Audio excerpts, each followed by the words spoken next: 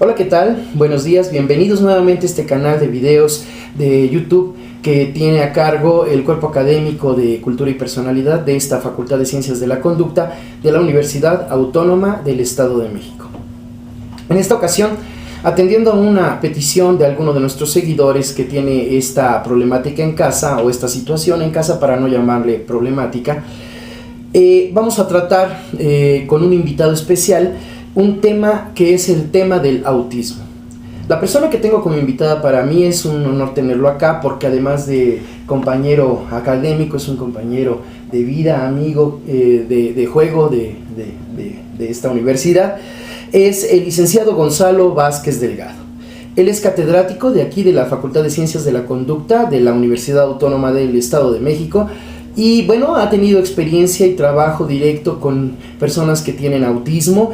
Y bueno, pues antes que nada, bienvenido, licenciado Gonzalo. De verdad, muchas gracias por aceptar la invitación. Y bueno, la primera pregunta es, ¿nos puede decir, por favor, qué es el autismo? Sí, bueno, muchas gracias antes que nada. Bueno, siempre entrar en el tema del autismo es un tema enigmático desde cualquiera de las vertientes que decida tratar de dar una explicación. Esto no ha sido una situación actual, esto desde que se inician los estudios a propósito del autismo siempre ha sido como una dificultad poder como darle una definición, una categoría. Y entonces, bueno, se ha hecho polémico su abordaje. En términos generales, cuando el doctor Leo Kanner hace una descripción de lo que es el autismo, acentúa dos aspectos fundamentales del mismo, que es el ensimismamiento y la falta de contacto, que son como los principales factores que él determina en torno al llamado autismo.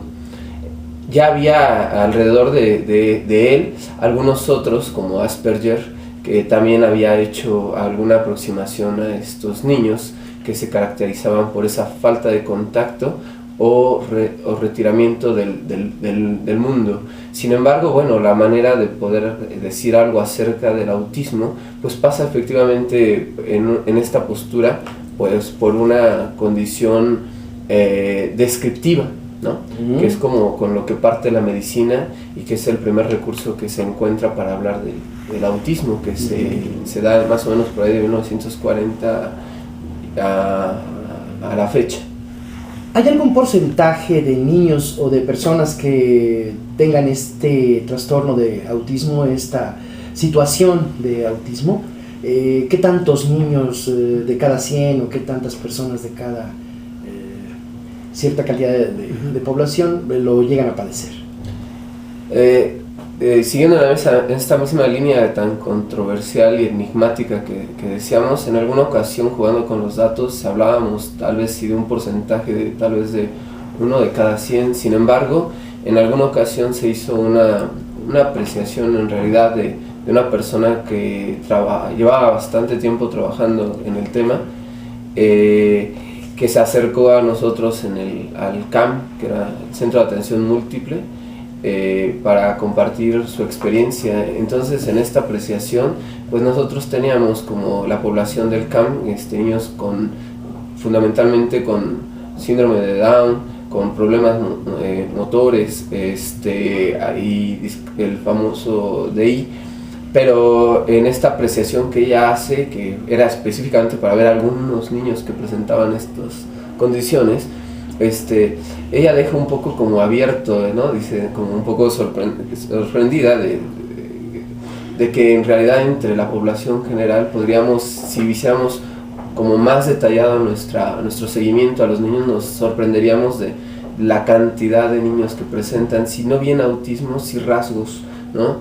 Esto, ¿no? Como claro, con alguien que tiene ya como un trabajo más especializado en ello, pudo haber como tal vez ampliado esta generalidad, que en realidad pues pasa a veces desapercibida, ¿no? Sí, en muchas ocasiones se toma como que pues es normal, es un poquito tímido, alejadito, sí, pero pudiera tener algunos rasgos similares, claro, a los que presentan ya las personas que tienen el autismo ya de forma muy detectada, ¿no? Claro, y pasa perceptiblemente, ¿no? Oiga, y le quiero preguntar, ¿cuáles son las causas, el origen que se ha ido comentando respecto del autismo? ¿A qué se debe? ¿De dónde viene? Bueno, nuevamente en ese mismo sentido queda siempre abierto el tema de dónde se puede como pensar que viene la causística del autismo. Y entonces mucho tiene que ver con la postura de cada uno de los que deciden como emprender algo en relación a ello. Hay quien incluso del lado de la medicina, bueno, pues insisten en una condición puntualmente orgánica, genética, orgánica, sin embargo también se habla de cuestiones ambientales, ¿no? De factores como muchos de estos, los niños que se han detectado son efectos de haber entrado a alguna hospitalización y en su regreso algo ahí sucede. Entonces, como más del lado ambiental, otros incluso del lado de los alimentos, se ha llegado a algún tipo de proteína, algún tipo de sustancia que no se produce por parte del organismo neurológicamente. Y sin embargo también hay otras posturas de planteamientos subjetivos que hablan más de condiciones de estructuras psíquicas donde se encuentran también bases bastante importantes en cuanto a la apreciación de ahí puede venir. ¿Podríamos decir entonces que se trata más bien de algo que conjunta aspectos genéticos, ambientales, incluso alimenticios, psicológicos, ¿no? Que dan como resultado esta situación de autismo en las personas? Yo creo que esta lectura disciplinaria es como necesaria incluirla en la lectura que se hace, no solamente del autismo, sino de todo el trabajo diagnóstico, porque muchas veces hay como una cierta tendencia a que si tengo alguna preferencia por alguna de estas, pueda como ser determinante de ello y no considerando esto que se menciona, que me parece una lectura muchísimo más respetuosa de estas condiciones o de cualquier otra forma, y donde a lo mejor sí pueda tener una primacía alguno de estos elementos, sin embargo no puede descartarse la otra, ¿no? Por lo regular están imbrincadas, ¿no? Oiga, licenciado, ¿y cuáles son los elementos clave para diagnosticar a una persona con autismo? Sí, bueno, acá a mí me parece que una postura psicoanalítica o psicodinámica ha permitido como esto que mencionábamos, como una inclusión, no como a pensarlo como un ente puramente psíquico, sino como ha hecho esta lectura y más integradora de estos elementos. Entonces me parece que el diagnóstico tiene que dar cuenta de ello, es decir, tener que hacer una exploración, una apreciación de cada una de estas, vamos a llamarlo estructuras, sea la orgánica, sea la cognitiva, sea la ambiental, sea la psíquica, para que en esa lectura de apreciación pueda uno ir resolviendo un poco algo de esto. En el tema puntualmente del discurso, por ejemplo, ya del lado de la subjetividad, tendríamos que tener gente capacitada en tanto que que pueda escuchar cómo se va desarrollando el discurso de estas familias, para que por ahí podamos detectar algunos elementos fundamentales. Por ejemplo, a diferencia de la psicosis, porque bueno, hay gente que ha incluido al autismo dentro de las estructuras psicóticas, y sin embargo hay quien ha encontrado como en el discurso algo más fino que alcanza a separar a una de otra. Entre esos aspectos, por ejemplo, por un decir, en realidad sí, sin pretender como dar como un elemento así crucial, pero sí un elemento muy importante, es que, por ejemplo, en el discurso que se juega en torno al autismo, podemos encontrar algo que no ha venido como a la vida psíquica, como si no se pudiera registrar ese nacimiento, a diferencia del autismo, de la psicosis, que en un momento dado podemos incluso hablar de un exceso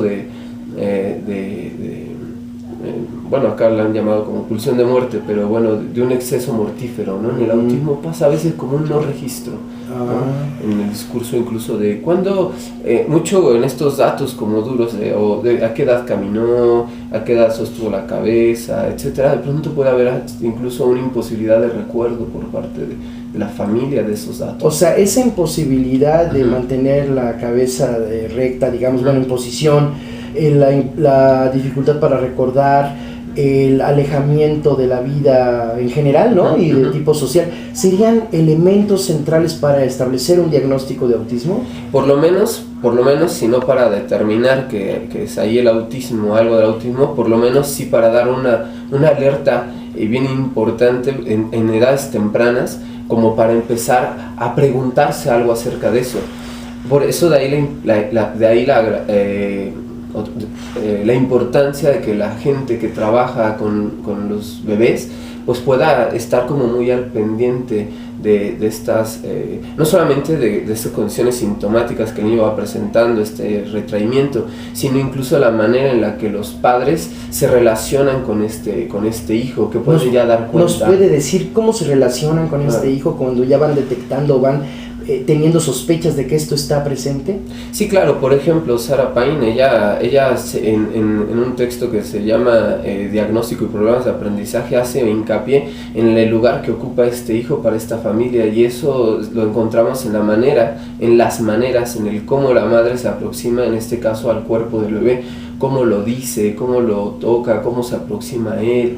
Y entonces ahí claro que sería como necesario que las personas que trabajan desde estos primeros encuentros comiencen, como decía, como si no podemos hablar de autismo en ese momento, pero sí comenzar a dar indicios de una relación que puede venir a dar bases para estos llamados trastornos del desarrollo. Oiga, ¿y la relación entre padres e hijos autistas es distante? No, ¿O es más bien cercana? ¿Cómo es? Sí, como en ese sentido, no tanto como alejada, como a lo mejor, claro que de entrada parecería, sino más bien es cómo se da esa relación. Incluso podríamos como puntualizar algún elemento que es es un acercarse a ese cuerpo del bebé, pero digamos que bajo otra forma de registro. No es que no lo tome, sino que el lugar que lo toma no es necesariamente un lugar como digamos que ahí viene como un dato que falta, y en ese dato que falta puede ser que es ese no registro de ciertas condiciones, decía yo, incluso como un no nacimiento a la vida psíquica, no poder percatarse. Son como, hay una justo lo veíamos en esta semana, por eso me acordé, es como si pasaran por dos niveles, y como si en esos dos niveles, como si fueran, aquí se ponía el ejemplo de Aquiles y la tortuga. Y entonces decía que establecía la carrera de Aquiles y la tortuga, donde Aquiles nunca puede alcanzar a la tortuga, y entonces el cuestionamiento era por qué no podía alcanzar a la tortuga. No era un asunto de fuerza o velocidad, sino que pasaban por dos canales diferenciales. Entonces un poco ese atrapamiento, digamos, de este bebé pasa por un registro, pero queda un poco, digamos, fuera de otro, que es el campo de un poco, si podemos aproximar un término, como de lo simbólico. Oiga, ¿y en qué consiste o cómo es el tratamiento que se sigue para las personas con autismo?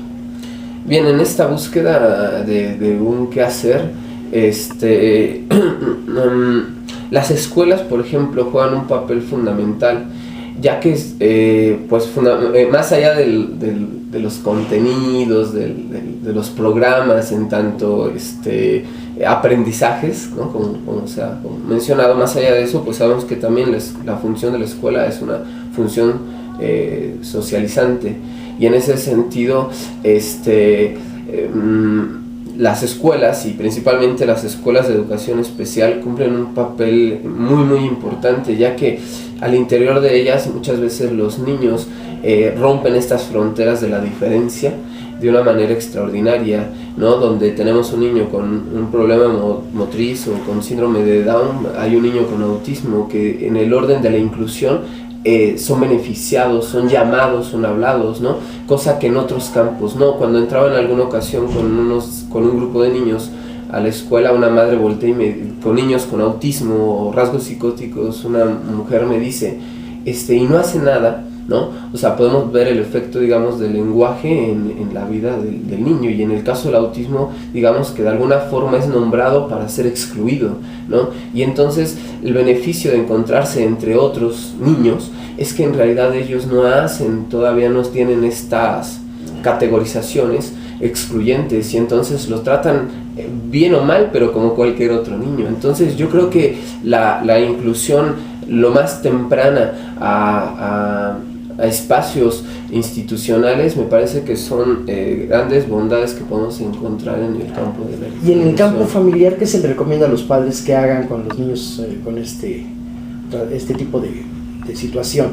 Sí, Guadalupe Trejo, que es una persona que ha trabajado mucho en torno a los niños con trastornos generalizados en el desarrollo, como se ha mencionado en algún momento, ella dijo algo, y ella decía que la locura no puede vivirse nunca sola, ¿no? Entonces los padres necesitan incluirse de alguna manera también en espacios donde puedan compartir lo que están pasando con sus niños. Creo que lo peor que puede pasar en cualquiera de estas situaciones, en ese sentido, es quedarse solo. Y en la mayoría de estas familias suelen, por las condiciones que presentan los niños, ir cada vez aislándose, ¿no? Llega un momento en el que puede ser tan intolerable, digamos, el comportamiento de los niños ante los espacios sociales, que las familias terminan llevándoselos a casa, como diciendo, si acá están mejor, sin molestar, mejor acá, ¿no? Entonces, desgraciadamente, yo creo que hay una gran cantidad de niños y padres de familia que son a su vez absorbidos por la problemática. Entonces, la idea fundamental es que se relacionen todo el tiempo. Todo el tiempo que se pueda, que tengan una vida más social, ¿no? O sea, la apuesta. Sería una de las apuestas. ¿Qué se ha logrado con este tipo de propuesta? ¿Realmente se han observado beneficios, mejoras en la calidad de vida de estas personas? Sí, yo creo que algo que en general ha hecho como un obstáculo a la inclusión, a la llamada inclusión, es como una cierta plataforma higiénica o de funcionalidad, porque gran parte de la educación pues pasa como por esos ejes, la funcionalidad y la adaptación y un asunto higiénico tal vez. Entonces, si solamente respetamos esa condición, terminan estos niños pues no teniendo nada que hacer en ninguno de estos espacios, porque la funcionalidad de entrada queda descartada o reducida a un acto mecánico, ¿no? O sea, ya aprendió a contar y entonces creemos que desde ahí se puede sostener su inclusión, y no es así. Es decir, tal vez el aspecto humano es incluirlo por ese factor humano, no buscando ninguna cuestión de logros. Cuando hablabas de la calidad en ellos, me parece que en ese sentido la calidad tiene que ver meramente con con este acto inclusivo, es decir, más allá de los logros, como en otro orden, ¿no? Es como el hecho mismo de poder estar entre otros, ese ya es el avance, el ser nombrado, pensado, reconocido. Que tenga un lugar, ¿no? Que tenga un lugar como yo estoy pensando en la posibilidad de que el mejor tratamiento para estos niños tendría que tener bases en la compasión como un acto de amor, ¿no? En la aceptación de su condición y saberlos incluir como seres, vamos a decir, como parte de los grupos, ¿no? Sin recibir ningún tipo de discriminación, que es algo muy lamentable, supongo, ¿no? Yo pienso que esto podría ser una de las alternativas para poder incluirlos en una vida social más compleja, ¿no? Que a lo mejor no alcanzan a vivenciar de manera adecuada, pero que los hace sentir que son parte de, que son aceptados, que son bienvenidos, ¿no? Tal vez eso podría ser en un inicio una estrategia de acercarnos a ellos y de apoyarles para que lleven una vida más cómoda, digamos, ¿no? Tal vez. Oiga, ¿y dónde pueden los padres de familia llevar a sus hijos para que reciban atención en caso de que tengan una situación como esta que hemos estado comentando esta mañana? Bueno, Yo creo que es, a pesar de que hablábamos desde 1910, ya se hablaban, por lo menos había aproximaciones al tema, es un tema que en la actualidad sigue no teniendo como grandes lugares para compartirse ni para trabajarse. En realidad no ha alcanzado en ningún espacio como a darse como las condiciones necesarias para poder mejorar, digamos, el seguimiento de estos o otras condiciones. No lo ha habido. Entonces, siempre ante esta pregunta es una pregunta sumamente difícil, porque por default hablar de los centros de educación especial pareciera ser como el espacio inmediato, ¿no? Ni siquiera los sistemas de salud, porque de pronto también no hay un sitio que alcance a dar respuesta. Yo creo que no hay como una respuesta tan... Hay centros que se han dedicado a esto y eso, bueno, es otra cosa, ¿no? Como un centro que ya se dedica al trabajo con estos niños, bueno, es como lo más que puede uno encontrar. Pero fuera de eso me parece que más bien es como una invitación a que se comiencen a abrir espacios, no solamente para el tratamiento del autismo como si fuera un asunto ahí, sino más bien lugares donde se puedan escapar un poco a esta emergencia de la competencia, de la funcionalidad, sino espacios más vivenciales, más de convivencia, más de relación, que beneficien a todos los niños y a toda la comunidad. Esto nos lleva a pensar en nuevas escuelas, nuevas instituciones o espacios públicos donde pueda darse esta convivencia. ¿A qué es a lo que usted quiere referirse? Porque lo que sí me queda claro es que no hay lugares específicos para dar tratamiento a estos casos. ¿Qué es lo que usted propondría? Bueno, si los llegara a ver ahí, solamente son como, bueno, no alcanzarían a dar como una respuesta, o a lo mejor estaría sumamente centralizada, ¿no? Como en el aspecto del autismo y punto. Me parece que más bien, como bien lo mencionan, son las dos. Yo creo que aquí son las dos. Una, abrir más escenarios es repensar incluso la educación y abrir más espacios donde el acento se le quite como a ello y se le pueda pasar a devolverle, por ejemplo, al juego su estatuto como un eje central en el trabajo infantil. Se ha creído que el juego tiene un objetivo y en realidad en ese sentido se ha trastocado. Entonces yo creo que sí es para repensar la condición educacional, y si no fuera así, que sería como bastante ambicioso, sí empezar a generar espacios en la que a lo mejor sigan teniendo el espacio educativo formal como se tiene, pero que a la par se vean beneficiados con espacios donde pueda el niño ser con lo que es, digamos, sea bajo cualquier forma imaginaria, sea autismo, sea psicosis, sea hiperactividad, pero que esa frontera no sea como la que impida la expresión y potencialización de cualquiera de los niños. Oiga, qué interesante recomendación, porque nos hemos dedicado a excluirnos, y esa exclusión hace más daño que la inclusión. Sí. Yo creo que vale mucho la pena este comentario. Bueno, pues entonces miren, apreciados seguidores, haciendo un resumen, espero no me falte nada. Si usted considera que conoce a una persona o tiene un hijo que muestre alejamiento, recursos limitados de memoria, de repente falta de interés, que no muestre rasgos de psicosis, que no dé un nacimiento a la vida psíquica, que no se integre, que se excluya, pues lo que hay que hacer inicialmente, de acuerdo con el especialista, es invitarlos a que se socialicen, a que entren en una vida más normal, que no haya exclusión, que haya integración. Yo creo que hay que tener compasión como un acto de amor, de aceptación, de apoyo, de confianza, brindarles protección, seguridad y tratarlos como seres humanos que tengan una vida normal. Gonzalo Vázquez Delgado, muchísimas gracias, pero como además no nos gusta triangular la información, yo te pediría el favor que si alguien quiere entrar en contacto contigo, pues le puedas dar tu correo para que directamente te haga las preguntas y comentarios, y no que triangule con nosotros. Por favor, tu correo electrónico. Sí, bueno, antes de poder, nada más hago una puntualización de lo que se mencionaba. Como ya lo mencionaba, son dos puntualizaciones. Una, hablar de integración, como se ha propuesto en la actualidad, es un acto excluyente, en tanto que para integrar a alguien primero tuvo que haberlo como sacado. No podemos hablar de integración sin previamente haber excluido a alguien y después intentar incluirlo. Yo creo que la naturalidad que ya el doctor nos hace favor de mencionar debe ser como el eje central del trabajo infantil. Y siguiente, en cuanto a la... Bueno, doy mi correo y termino. Sería Vázquez, pero en lugar de Q es K, las dos con Z, _07 @hotmail. Bueno, .com. .com. Bueno, creo que sería como